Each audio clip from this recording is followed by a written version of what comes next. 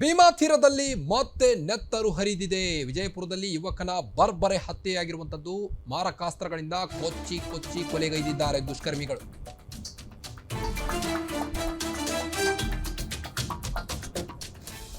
ಸದಾ ಒಂದಿಲ್ಲ ಒಂದು ಕೊಲೆ ಕೇಸ್ನಲ್ಲಿ ಭೀಮಾ ತೀರದ ಒಂದು ಕೇಳಿ ಬರ್ತಾ ಇತ್ತು ಹೆಸರು.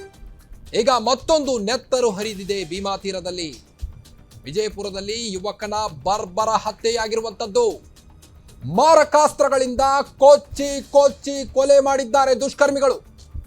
ಫೈಜಲ್ ಇನಾಮ್ದಾರ್, 24 ವಯಸ್ಸಿನ ಫೈಜಲ್ ಇನಾಮ್ದಾರ್ ಕೊಲೆಯಾದ ದುರ್ದೈವಿ.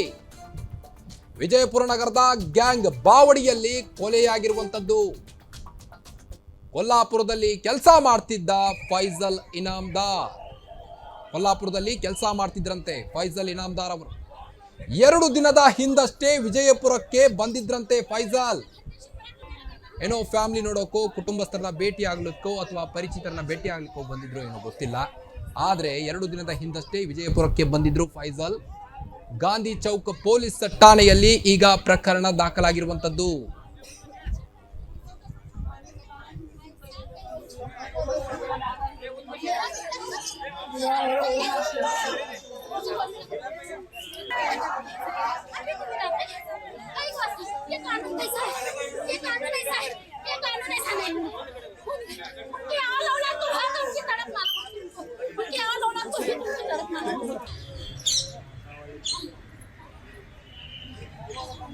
ಸೊ ಸುಮಾರು 4:30 4:45 ಇದು Gandhi Chowk police station limits.